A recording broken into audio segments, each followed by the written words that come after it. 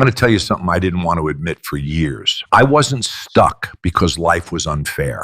I wasn't behind because other people had advantages. I wasn't failing because the timing was wrong. I was stuck because I was lying to myself. Not big lies, small one, the kind that sound reasonable. I'm just tired. I've been through a lot. I'll start when things calm down. I need to think it through. All of it sounded logical, but it wasn't truth.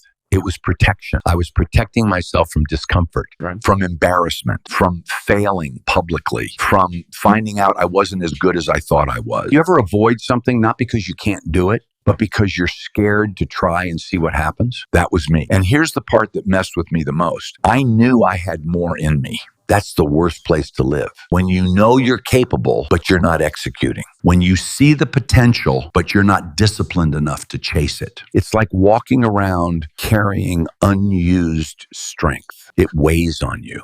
I remember sitting alone one night, lights off, phone face down. And I asked myself something simple. If I keep going like this, what does my life look like? And the answer wasn't tragic. It wasn't catastrophic.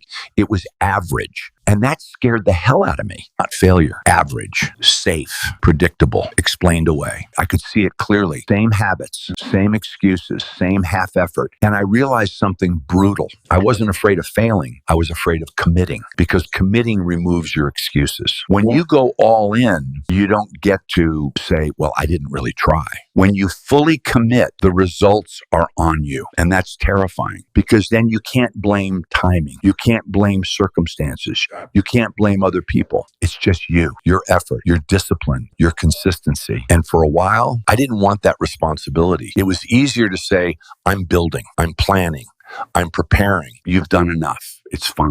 Relax. And for a while, I listened.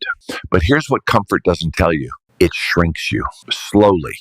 You don't notice it. You just wake up one day and realize you're smaller than you were 5 years ago. Not physically, mentally, emotionally, ambition-wise. I used to be hungry. Then I became careful. I used to take risks. Then I started calculating everything. I used to push hard. Then I started pacing myself for a race I wasn't even running. And one night it hit me. I had built a life that didn't challenge me. It didn't scare me. It didn't stretch me. It didn't demand anything serious from me. And I was dying inside because of it. Not dramatically, quietly. You ever feel that? Everything looks fine from the outside, but you feel restless inside. That's your potential knocking. And it doesn't knock forever. If you ignore it long enough, it goes quiet. And that's dangerous, because once you stop hearing that voice, you've accepted smallness. I didn't want that. So I had to do something uncomfortable. I had to stop being soft with myself. Not abusive, not self-hating, just honest. I looked at my habits and said, this isn't good enough. I looked at my discipline and said, you're capable of more. I looked at my excuses and said, cut the shit. And that wasn't a hype moment. It was heavy, because it meant change. It meant waking up earlier, training when I didn't feel like it, saying no to distractions, taking responsibility when things didn't work. It meant burning the comfortable version of me. And here's what nobody tells you. When you outgrow your old self, it feels lonely. People notice. They say you've changed. You have. They say you're intense. You are. They say you don't relax anymore. No, you just don't waste time like you used to. Growth isolates you before it elevates you. And you have to be okay with that, because if you're not, you'll shrink again to fit in. I almost did.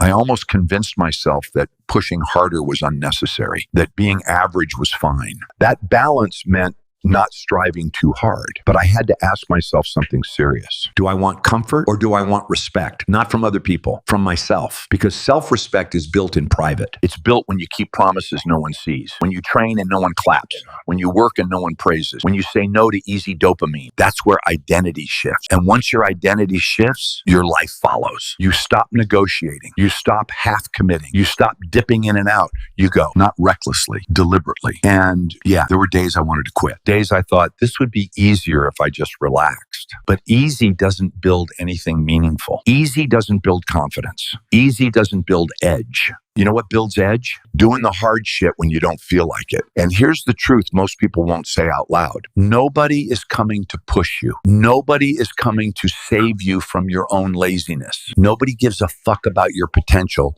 like you should. That's not harsh. That's freeing. Once you accept that, you stop waiting. You stop hoping. You stop blaming. You start moving. And once you start moving consistently, you start becoming someone you respect. That's the goal, not fame, not applause, respect in the mirror, the kind where you look at yourself and think, he doesn't quit. That changes everything. And if you're listening right now and you feel that quiet restlessness, that's not weakness, that's hunger. But hunger doesn't mean anything without action. You can't think your way into becoming stronger. You have to do the work. You have to choose discomfort over distraction. You have to choose growth over ego. You have to stop lying to yourself because deep down, you know when you're bullshitting. You know when you're capable of more. And if you keep ignoring that, one day you'll wake up and realize you built a life that feels safe but empty. Don't let that happen. You weren't built to coast. You weren't built to explain your potential. You were built to execute. So stop waiting for motivation. Stop waiting for clarity. Stop waiting for someone to notice. Decide. And when you decide, burn the exit. No more if. No more maybe if. No more next month. Now. Because the version of you that you're afraid to become, that's the one you're supposed to build. And it's going to cost you comfort. It's going to cost you convenience. It's going to cost you excuses. But it will give you something better. Power, clarity, self-respect. And once you taste that, you'll never go back to playing small again. Now ask yourself honestly, and once you taste that, are you tired or are you just undisciplined? And if the answer stings, good. That means you're still alive enough to change. Now stand up, cut the excuses, do the work, and stop lying to yourself. Let's move.